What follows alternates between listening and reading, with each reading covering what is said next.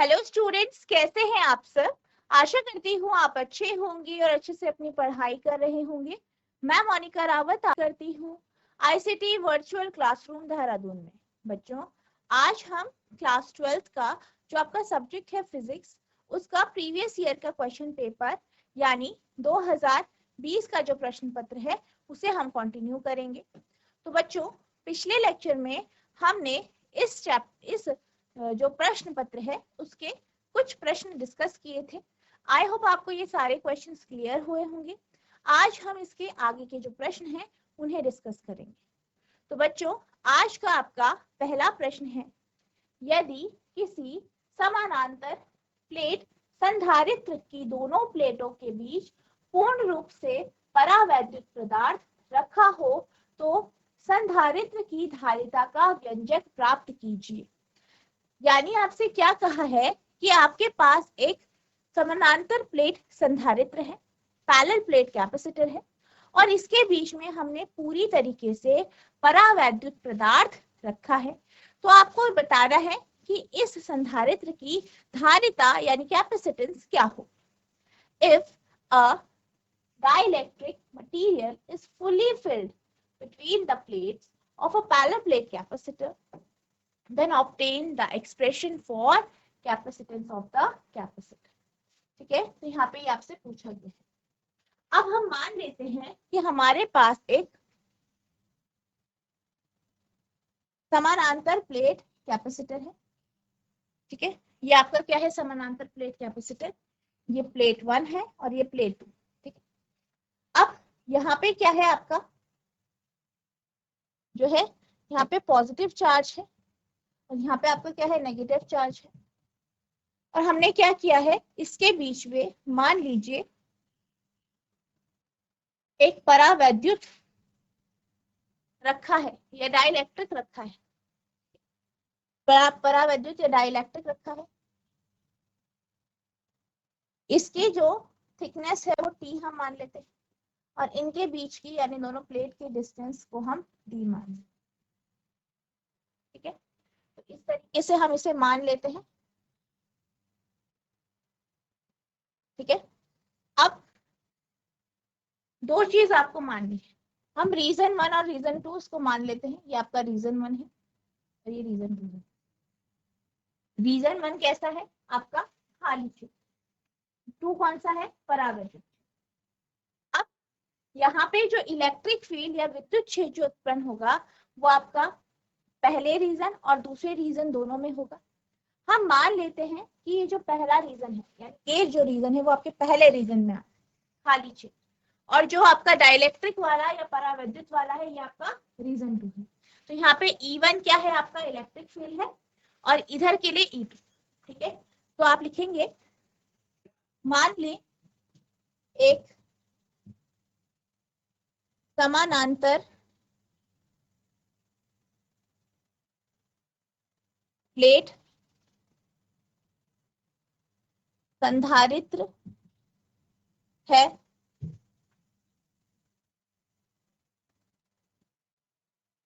इस संधारित्र के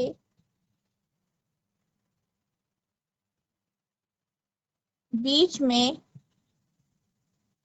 हम एक परावैद्युत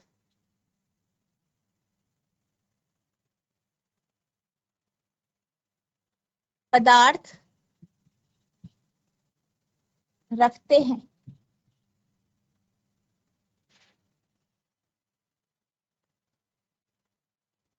संधारित्र के प्लेटों के बीच की दूरी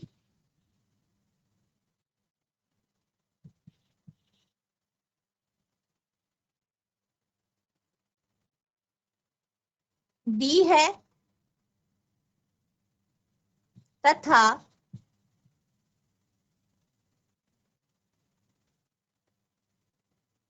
परावैद्युत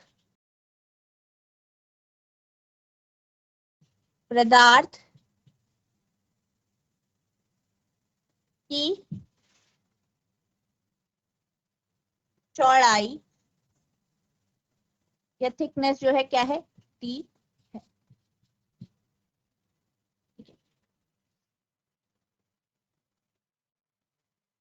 आप लिखेंगे प्लेटों के लिए, प्लेटों के बीच में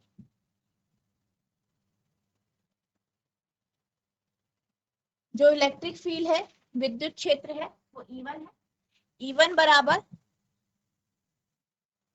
आपका हो जाएगा, E1 बराबर हो जाएगा आपका Q upon epsilon not. E1 बराबर हो जाएगा आपका Q अपॉन एप्सिलॉन नॉट। इसी तरीके से अगर हम परावैद्युत पदार्थ की बात करें तो वहां पर 1 मान लीजिए।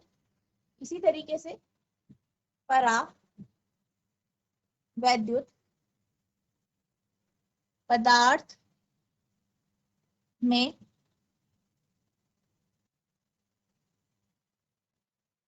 विद्युत क्षेत्र का मान जो होगा वो होगा आपका E2 बराबर Q अपॉन, ठीक है, Q upon K epsilon not, ठीक है, A, ठीक है। तो ये आपका यहाँ पे हो जाए, ठीक है, इस तरीके से ये आपका यहाँ पे होगा, ठीक है। तो ये आपका, ये दो आ जाएंगे E1 और E2, और इसे हम इक्वेशन नंबर 2 मान लें। अब हम क्या करेंगे, इन दोनों प्लेट के बीच का विभव अंतर निकालेंगे। विभव अंतर निकालेंगे तो आप लिखेंगे दोनों प्लेटों या संधारित्र की दोनों प्लेटों के बीच का, संधारित्र के दोनों प्लेटों के बीच में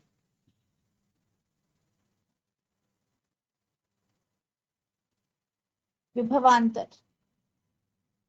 ठीक है, यानी V। तो V कितना होगा, V बराबर होगा E1, ठीक है। यहाँ पे जो ये आपकी दूरी है इसकी अगर हम बात करें तो यहाँ पे जो ये आपका स्पेस होगा ये आपका होगा D minus T, D minus T, तो आपका ये स्पेस आ जाएगा, तो आप लिखेंगे D minus T plus E2 into, E2 कहाँ होगा इसमें, इसकी मोटाई कितनी है, इसकी चौड़ाई कितनी है T, तो यहाँ चौड़ाई इसकी आ जाएगी T, ठीक है। अब आप क्या करेंगे, E1 और E2 की वैल्यू यहाँ रखेंगे, ठीक है। तो आपका आ जाएगा V equals to E1 D minus T plus E2 D, ठीक है। V equals to E1, E1 का मान क्या है आपका Q upon epsilon naught A, ठीक है, Q upon epsilon naught A D minus T plus E2 का है Q upon K epsilon naught A T, ठीक है। तो यहाँ पे ये वैल्यू आ गई है। अब आप यहाँ पे क्या करेंगे, Q upon epsilon naught A को कॉमन ले लेंगे दोनों से, ठीक है। तो आपके पास आ जाएगा V बराबर Q upon epsilon naught A, bracket में आ जाएगा D minus T plus Q upon K। तो ये आपका इस तरीके से आ जाएगा, ठीक है। यहाँ पे ये आपका आ गया है, तो आपका V equals to Q upon epsilon naught है D minus T plus Q upon K, ये आपकी यहाँ पे वैल्यू है, इसको हम 3 मान लेंगे। अब यहाँ पे क्या कहा गया है, क्या निकालना है आपको, धारिता का व्यंजक, यानी आपको C का मान निकालना है, C का मान निकालना है। तो जो C की वैल्यू होती है, C की वैल्यू क्या होती है आपका Q अपॉन V, ठीक है, Q अपॉन V होता है, Q अपॉन V, V की वैल्यू रख देंगे आप, V की वैल्यू कितनी है Q upon epsilon naught A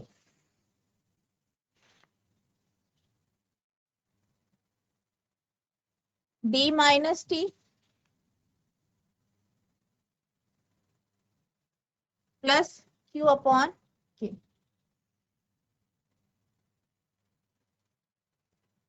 Q से आपका Q कैंसिल हो जाएगा, तो C बराबर आ जाएगा epsilon naught A upon D minus T plus Q upon K। तो यहाँ पे ये आपका C का मान आ गया है। तो यहाँ पे C आ गया है। अब यहाँ पे जो आपका C का मान आया है वो किसके लिए आया है?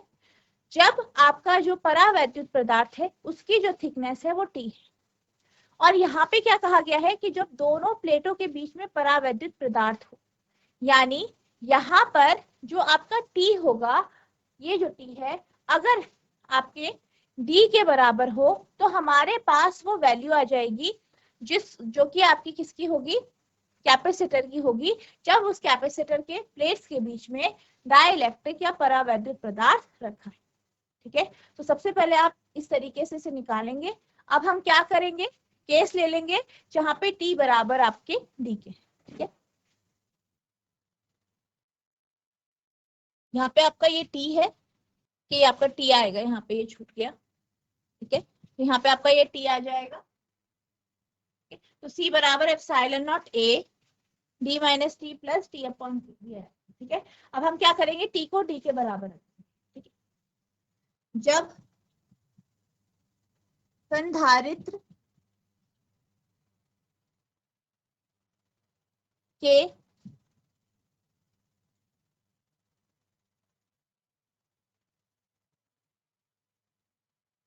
प्लेटों के बीच में परावैद्युत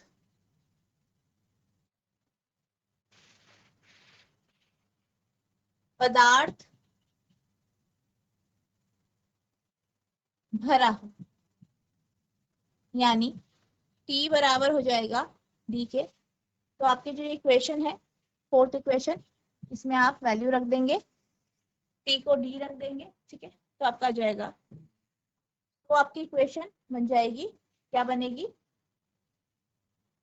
C बराबर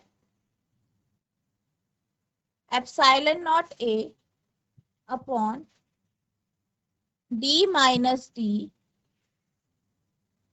प्लस D बाय K।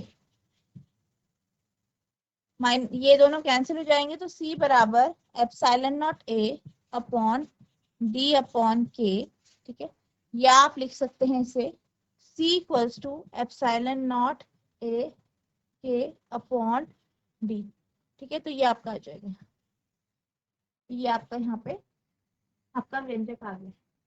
आपको ध्यान देना है कि यहाँ पे आपका D minus T plus T है। ठीक है, तो ये आपका यहाँ पे इस तरीके से है, तो आप ये सब नोट करेंगे।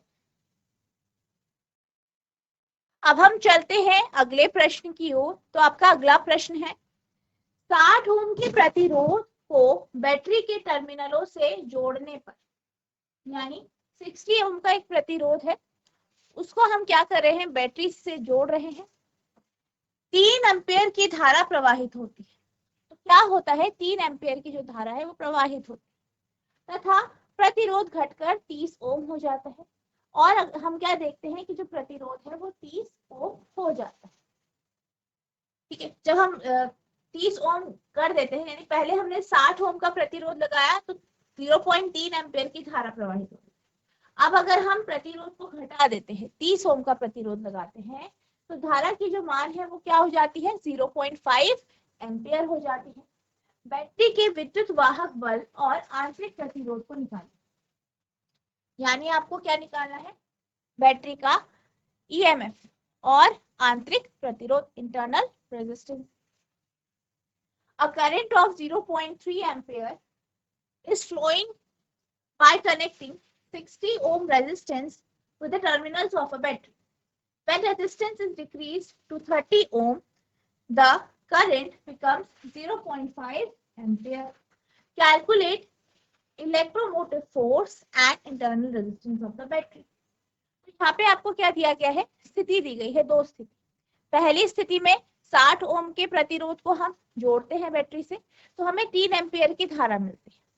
फिर हम 30 ओम के जो है प्रतिरोध को जोड़ते हैं तो 0.5 एम्पियर की धारा मिलती है। तो यहाँ पे आपको ईएमएफ निकालना है और आंतरिक प्रतिरोध भी निकालना है।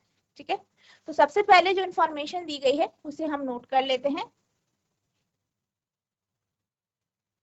ठीक है, तो हम क्या मानेंगे कि हमारे पास जो पहली स्थिति है, पहली स्थिति में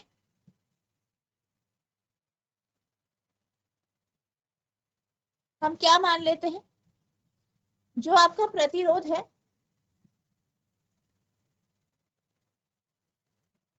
इसे हम R1 मान लेते हैं, रेजिस्टेंस को R1 मान लेते हैं। कितना है? 60 ओम का रेजिस्टेंस। नेक्स्ट, धारा, करंट जो है, धारा या विद्युत धारा I1 कितना है? 0.3 एम्पियर, 0.3 एम्पियर। R1 का मान दिया गया है, I1 का मान, ठीक है, आपको यहाँ पे दिया गया है। आपको क्या निकालना है यहाँ पे? E का मान और आंतरिक प्रतिरोध यानी स्मॉल। ठीक है, तो सबसे पहले आप ये नोट करेंगे। तो यहाँ पे जो आपका फॉर्मूला यूज होगा वो होगा, ठीक है, तो आपका फॉर्मूला होगा I बराबर E upon R plus R। तो यहाँ पे हम पहली स्थिति में I हमारा I1 है, E, ठीक है, अपॉन R1 प्लस R। अब इलेक्ट्रोमोटिव फोर्स आपका वही रहेगा क्योंकि आपका जो है बैटरी आपकी सेम है, सॉरी जो आपका R है वो आपका सेम रहेगा। ठीक है, E भी आपका सेम रहेगा। ठीक है, तो हमने क्या किया है, स्मॉल r को सेम रखा है और E को भी। ठीक है, इंटरनल रेजिस्टेंस और इलेक्ट्रोमोटिव फोर्स दोनों सेम रखे हैं। तो ये आपका यहाँ पे फॉर्मूला होगा। अब आप वैल्यूज रखेंगे। ठीक है, ठीक है, तो वैल्यूज रखेंगे। तो I1 कितना है आपका? 0.3, E as it is. R1 कितना है? 60 प्लस R। तो ये हो जाएगा E इक्वल्स टू,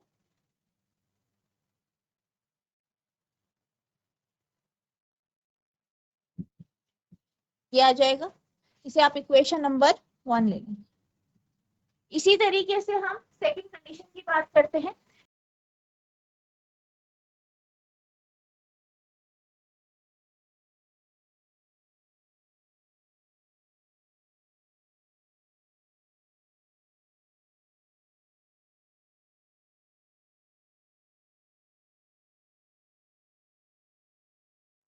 क्या होगा? I2 कितना है? 0.5, R2 30, 0.5 एम्पियर, R2 है आपका 30 ओम। I2 0.5, R2 30। ठीक है, फॉर्मूला यूज होगा, सेम फॉर्मूला है आपका, I2 बराबर E upon R2 plus R।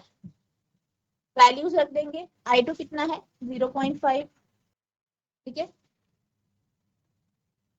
R2 कितना है? 30, 30 प्लस R। E बराबर,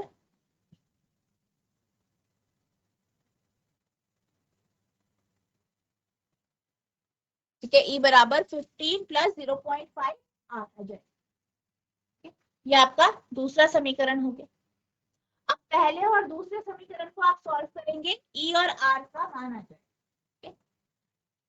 तो ये भी E है, ये भी E है, आप R का मान निकाल सकते हैं। दोनों को इक्वेट कर देंगे क्योंकि दोनों किसके बराबर है? E के बराबर। तो आप लिखेंगे 15 प्लस 0.5 R बराबर 18 प्लस 0.3 R। सॉल्व करेंगे, 0.5 R माइनस 0.3 R बराबर 18 माइनस 15, 0.2 R बराबर 3। ठीक है, तो R आ गया आपका 3/0.2, पॉइंट हटेगा तो ये आ जाएगा 15 ओम। तो आपका जो इंटरनल रेजिस्टेंस या आंतरिक प्रतिरोध जो आया है वो 15 ओम आया। ठीक है, तो आंतरिक सेल का या बैटरी का जो है बैटरी का आंतरिक प्रतिरोध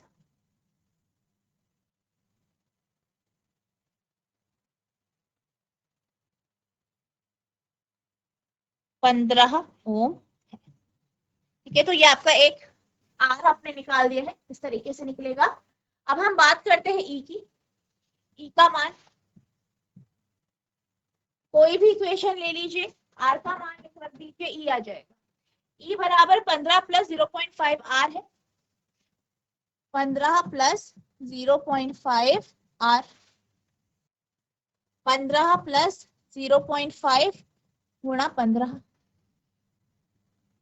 तो 15 1 प्लस 0.5 कर दीजिए, 15 गुणा 1.5, तो ये आपका ई आ गया है, इलेक्ट्रोमोटिव फोर्स यानी विद्युत वाहक बल। तो कितना आया है, बैटरी का विद्युत वाहक बल 22.5 वोल्ट। तो यहाँ पे ये आपकी वैल्यू आ गई। ठीक है, आप इन्हें नोट करेंगे। अब हम चलते हैं अगले प्रश्न की ओर। तो आपका अगला प्रश्न है, एक प्रकाश बल्ब और एक सरल कुंडली प्रेरक एक कुंजी सहित चित्र में दर्शाए अनुसार एक एसी स्रोत से जोड़े गए। क्या कहा गया है कि एक प्रकाश बल्ब है, एक कुंडली है यानी कॉइल है, और इन दोनों को हमने क्या किया है, एक कुंजी या जो आपकी स्विच है या की है उससे जोड़कर हमने एक एसी सोर्स से जोड़ा है। एसी स्रोत से स्विच को बंद कर दिया गया है और कुछ समय पश्चात एक लोहे की छड़ प्रेरक कुंडली के अंदर प्रविष्ट कराई जाती है। अब हम क्या करते हैं, स्विच बंद कर दिया और यहाँ पे हमने क्या किया, एक लोहे की जो छड़ है उसे यहाँ पे कुंडली के बीच में रख दिया, यहाँ पे। ठीक है, छड़ की प्रविष्ट कराते समय प्रकाश बल्ब की चमक पर क्या प्रभाव पड़ेगा। ये कहा गया है कि अगर हम क्या करते हैं, यहाँ पर एक छड़ को रखते हैं, ये जो कि किसकी छड़ है, आपकी लोहे की छड़ है, उसे अगर हम यहाँ पे इस इंडक्टर या प्रेरक के बीच में लगाएंगे, तो आपसे ये कहा गया है कि जो आपका बल्ब की चमक है उस पर क्या जो है प्रभाव पड़ेगा। कारण सहित उत्तर दीजिए। A light bulb and an open coil inductor are connected to an AC source through a key as shown in figure. The switch is closed and after some time, an iron rod is inserted in the interior of the inductor. What will be effect on blow of light bulb while inserting the rod? Give your answer. तो यहाँ पे क्या किया गया है, एक bulb है, एक इंडक्टर या प्रेरक है, प्रेरण है, और एक आपकी की है। ठीक है, इन सबको आपस में जोड़ा गया है और इनको किससे जोड़ा गया है, एसी स्रोत से। ठीक है, प्रत्यावर्ती धारा स्रोत से जोड़ा गया है। अब क्या किया गया, स्विच ऑफ किया गया और इस कॉइल के बीच में हमने एक लोहे की छड़ लगा दी। तो इससे जो है इसके बल्ब के फ्लो पर या इसका जो चमक है उस पर क्या प्रभाव पड़ेगा, ये आपसे पूछा गया। ठीक है, ये आपसे यहाँ पे पूछा गया। अब अगर हम बात करें प्रेरण की, तो प्रेरण क्या है, बेसिकली एक कुंडली है, एक कुंडली होती है, कॉइल होती है। अब जैसे ही हम लोहे की छड़ को, ठीक है, इस कॉइल के अंदर डालते हैं, इस कुंडली के अंदर डालते हैं, तो इस कारण क्या इफेक्ट होता है, क्या प्रभाव पड़ता है। जीआईसी फरसाडी, कोई एक बच्चा माइक ले लीजिए। हमारे पास क्या है, कॉइल है, कुंडली है, एक कुंडली है, यहाँ पे कहा गया क्योंकि क्या एक इंडक्टर है, यहाँ पे हमने इसके बीच में क्या किया, एक लोहे की छड़ रख दी, तो इससे क्या इफेक्ट पड़ेगा। हाँ जी बेटा, आपका नाम क्या है। Ayush ma'am. Ayush, hello. Hello, yes ma'am. ठीक है। तो बेटा आप ये बताइए कि, हेलो बेटा आपकी आवाज आ रही है। Yes ma'am. ठीक है, तो आप ये बताइए कि अगर हम क्या करते हैं, एक लोहे की छड़ को इंडक्टर के अंदर, जो आपका प्रेरक है उसके अंदर जो है डालते हैं, तो क्या होता है, क्या इफेक्ट पड़ता है? हम चुंबकीय मैग्नेटिक क्षेत्र फील्ड, उत्पन्न हो जाते हैं। ठीक है, उत्पन्न होता है। अगर आप उसको, जो आपकी लोहे की रॉड है उसे आप हटा दें, ठीक है, आपने उसे क्या करा, बैटरी से कनेक्ट करा, क्या तभी भी चुंबकीय क्षेत्र उत्पन्न होता है? Yes ma'am. तो फिर जो आपने लोहे की रॉड डाली है उससे क्या फर्क पड़ा, चुंबकीय क्षेत्र में क्या क्या प्रभाव पड़ा? हम जब विद्युत धारा प्रवाहित करते हैं तो उसके चारों ओर चुंबकीय क्षेत्र उत्पन्न हो जाते हैं। वेरी गुड, वो तो सही है। पर अगर आप क्या करते हैं, लोहे की छड़ को, जो कॉइल है, जो यहाँ पे इंडक्टर है, प्रेरक है, उसके बीच में अगर आप रख देते हैं, लगा देते हैं, तो मैग्नेटिक फील्ड यानी चुंबकीय का प्रभाव पड़ता है, वो बढ़ती है, घटती है, या सेम रहती है? मैम सेम रहती है। सेम रहती है, पक्का? कोई और बच्चा बताना चाहता है क्या फर्क पड़ता है? पहले आपके पास जो इंडक्टर था, जो प्रेरक था, वो सिंपल ऐसे ही था, तार का एक कॉइल, तार की कुंडली, ठीक है, और उसे आप क्या कर रहे हो, बैटरी सेल से जोड़ रहे हो। जब करंट फ्लो करेगा, धारा उससे प्रवाहित होगी, तो ऑब्वियस सी बात है उसके चारों तरफ मैग्नेटिक फील्ड यानी चुंबकीय क्षेत्र उत्पन्न होगा। अब आप क्या करते हो, उसे बंद करके अगर आप उसके बीच में एक लोहे की जो रॉड है उसे डाल देते हो, तो उससे क्या होगा, उसका जो मैग्नेटिज्म है या उसका जो चुंबकत्व है या जो उसकी चुंबकीय क्षेत्र है वो बढ़ जाता है, ठीक है, चुंबकीय क्षेत्र बढ़ जाता है, क्योंकि आपने क्या किया है, एक आयरन की कोर डाली है, तो ये क्या करता है, ये भी मैग्नेटाइज हो जाता है, जिस कारण ये चुंबकीय क्षेत्र को बढ़ा देता है, ठीक है। तो क्या होता है, जैसे ही आप आयरन का रॉड डालते हैं तो चुंबकीय क्षेत्र बढ़ जाता है। चुंबकीय क्षेत्र बढ़ने के कारण जो आपका इंडक्टेंस है, ठीक है, जो आपका प्रेरण है, ठीक है, जो आपका प्रेरकत्व है, वो क्या हो जाता है, वो भी बढ़ जाता है। और वो बढ़ता है यानी क्या हो जाएगा, ये जो आपका प्रतिरोध है वो बढ़ जाएगा, ठीक है, प्रतिरोध बढ़ जाता है। प्रतिरोध बढ़ेगा तो आपका जो करंट है, सर्किट से जो करंट फ्लो होगा, धारा जो प्रवाहित होगी वो कम हो जाएगी, या वोल्टेज जो है वो कम हो जाएगी, जिस कारण जो आपका बल्ब है, बल्ब वो कम ग्लो करेगा, ठीक है। तो क्या होता है, यहाँ पे हमने क्या किया, इंडक्टर में हमने क्या किया, एक लोहे की छड़ लगाई, जिस कारण क्या हुआ, मैग्नेटिक फील्ड यानी जो चुंबकीय क्षेत्र है वो बढ़ा। चुंबकीय क्षेत्र बढ़ने के कारण क्या होगा, जो आपका रिएक्टेंस है इसका, ठीक है, इंडक्टेंस है वो बढ़ जाएगा, रिएक्टेंस, इंडक्टिव रिएक्टेंस भी बढ़ेगा, ठीक है। और इसके कारण क्या होगा, जो आपकी वोल्टेज है वो कम हो जाएगी, और आपका जो बल्ब है वो कम ग्लो करेगा।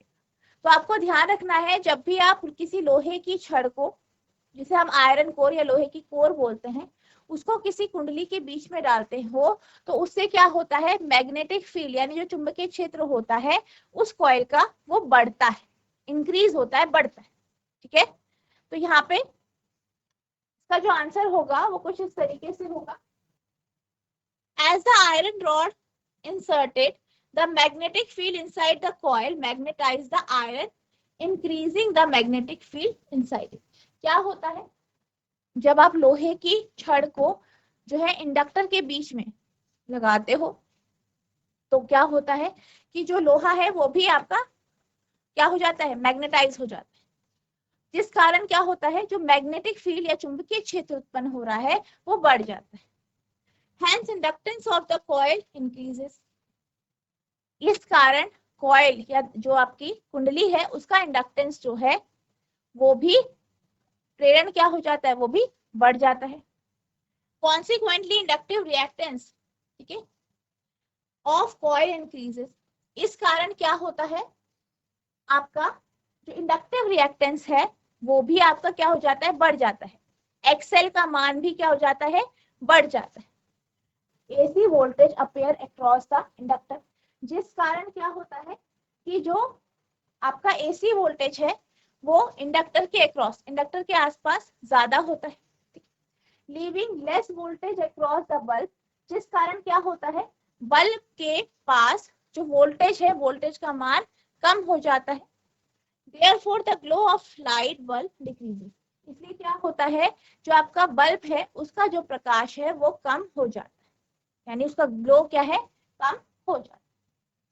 जैसे ही लोहे की छड़ डाली जाती है, कुंडली के अंदर का चुंबकीय क्षेत्र लोहे को चुंबकित कर देता है, जिससे उसके अंदर का चुंबकीय क्षेत्र बढ़ जाता है। इसलिए कुंडली का प्रेरकत्व बढ़ जाता है। परिणाम स्वरूप कुंडली का प्रेरकत्व ठीक है बढ़ जाता है। परिणाम स्वरूप लागू एसी वोल्टेज का एक बड़ा अंश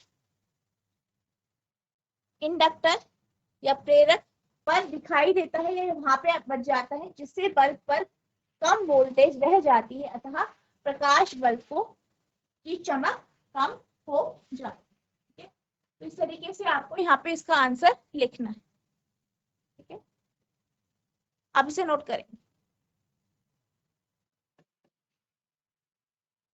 तो बच्चों, आज हमने जो आपका प्रश्न पत्र है 2020 का, इसके कुछ क्वेश्चंस डिस्कस किए। आई होप आपको ये क्वेश्चन समझ में आए होंगे, आपने इन्हें नोट भी किया होगा। आपको क्या करना है, जो भी आ रहा है इसे रिवाइज करना है। अगर आपको कोई भी डाउट होगा तो नेक्स्ट लेक्चर में आप पूछ सकते हैं। तो बच्चों, आज के लिए बस इतना ही, मिलते हैं अब नेक्स्ट सेशन में। तब तक के लिए thank you and have a nice day.